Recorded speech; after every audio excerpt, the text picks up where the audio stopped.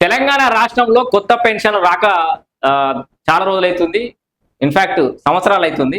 కొత్త సర్కార్ ఏర్పడిన తర్వాత కొత్త పెన్షన్లు అయితే రాలేదు. పాత పెన్షన్లే ఇచ్చుకుంటూ వచ్చారు. అయితే కొత్త పెన్షన్లు ఇస్తారట, పెంచిన పెన్షన్లు ఇస్తారట. దానికి సంబంధించిన అప్డేట్ వచ్చింది. జూన్ 2 తారీఖు నుంచి ఈ కొత్త పెన్షన్లు ఇస్తారట.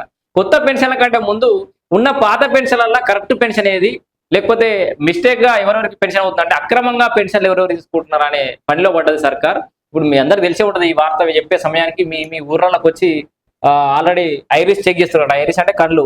మనం ఆధార్ కార్డులు, సిమ్ కార్డులు వేసుకున్నప్పుడు అప్పుడు ఇప్పుడు ఇట్లా కళ్ళు ఇట్లా రెప్పలు ఒకసారి కొట్టు అని అంటారు కదా, లేదా రేషన్ కార్డులు ఈకేవైసీ చేయించినప్పుడు అట్లా ఐరిష్. సో కళ్ళకు సంబంధించిన చెకింగ్ చేస్తున్నారు. పర్సన్ బతికే ఉన్నాడా లేదా, ప్రాపర్ గా కరెక్ట్ గా పెన్షన్ తీసుకుంటున్నా లేదా, ఇల్లీగల్ గా పెన్షన్లు పోతున్నాయి అనే ఉద్దేశంతో క్రాస్ చెక్ అయితే ఇస్తుంది ప్రభుత్వం.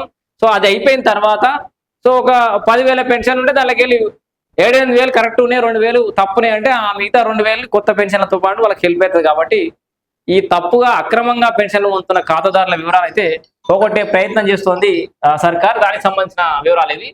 2 లక్షల మందికి పంపిణీ చేయబోతున్నట. జూన్ 2 తారీఖు నుంచి కొత్త పెన్షన్లు 2 లక్షల మందికి. అర్హుల జాబితా సిద్ధం చేయాలని కలెక్టర్లకు ప్రభుత్వాల ఆదేశాలు కూడా జారీ చేసింది. సో దీంట్లో రాష్ట్ర అవతరణ దినోత్సవాన్ని పురస్కరించుకొని జూన్ 2 తారీఖు నాడు ఇవ్వాలని చెప్పేసి అయితే ఆలోచన చేస్తున్నారట. మొత్తం రాష్ట్రంలో 42 లక్షల పెన్షన్దారులు ఉన్నారట. సో 3 ఏళ్లుగా కొత్త పెన్షన్లు మంజూరు కాలేదు. చనిపోయిన వారి స్థానంలో వారి భార్యలకు మాత్రమే పెన్షన్ ఇస్తున్నారు. రాష్ట్ర వ్యాప్తంగా 10 లక్షల మంది కొత్త పెన్షన్ల కోసం దరఖాస్తు చేసుకుని నిరీక్షిస్తున్నారు. సో ఇదివరకే అప్లై చేసుకొని వెయిటింగ్ లో ఉన్న వాళ్ళు ఎంతమంది, దాదాపు 10 లక్షల మంది. అయితే ఈ నేపథ్యంలో రాష్ట్ర ప్రభుత్వం ఏం చేయబోతుందంటే మార్చిలో ప్రవేశపెట్టిన బడ్జెట్ లో 2 లక్షల కొత్త పెన్షన్లు మంజూరు చేసింది. ముందుగా బడ్జెట్ లో ప్రవేశపెడితేనే కదా వచ్చేది. సో బడ్జెట్ లో ఒక 2 లక్షల కొత్త పెన్షన్లు ఇస్తామని చెప్పారు. దానికి అనుగుణంగా పనిచేస్తారు. వీటిని జూన్ 2న పంపిణీ చేసేందుకు నిర్ణయించింది.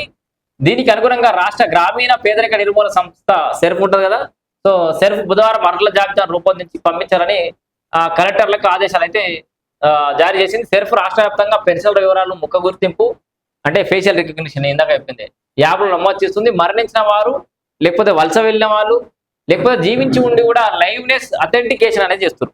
సో దీనిలో వివరాల జాబితాను సిద్ధం చేస్తుంది. ఈ ప్రక్రియ నెలాఖరుతో పూర్తయ్యే వీలుంది. ఆ తర్వాత గ్రామాల వారి కానీ వార్డుల వారి కానీ సభలు నిర్వహించి ఈ మృతుల వివరాలను కూడా వెల్లడించి తొలగించేందుకు తీర్మానం చేస్తారు. సో కొత్త పెన్షన్ల మంజూరు ప్రక్రియ జరుగుతుంది. మీరు ఎందరు భయపడే అవసరం లేదు. చనిపోయిన వాళ్ళ వివరాలు అన్ని సేకరించిన తర్వాత కూడా మళ్ళొకసారి గ్రామ సభలు నిర్వహించి చెప్తారు ఎవరు చనిపోయారు, ఎవరు వెళ్ళిన కథని. సో కొత్త పెన్షన్ల జాబితాలో తొలుత దివ్యాంగులకు ప్రాధాన్యం ఇవ్వాలని, తర్వాత వృద్ధులు, వితంతువులకు ప్రాధాన్యం ఇవ్వాలని కలెక్టర్కి అయితే ప్రభుత్వం ఆదేశించింది. ఫస్ట్ దివ్యాంగులకు అంటే కాలు చేయాలి బాగాలేకపోతే వీళ్ళు ఉంటారు వికలాంగులు, ఆ దివ్యాంగులకు, తర్వాత వితంతు పెన్షన్ల వృద్ధులు, తర్వాత వితంతు పెన్షన్లు, ఆ తర్వాత బేడీ పెన్షన్లకు కూడా మరి దీంట్లోనే ఈ 2 లక్షల పెన్షన్లు ఇస్తారా ఏందనేది ఎదురు చూడాలి. మొత్తానికైతే జూన్ 2 తారీఖు నుంచి కొత్త పెన్షన్లు రాబోతున్నాయి. పాత పెన్షన్లు కూడా వెరిఫికేషన్ అవుతున్నాయి ఆల్రెడీ.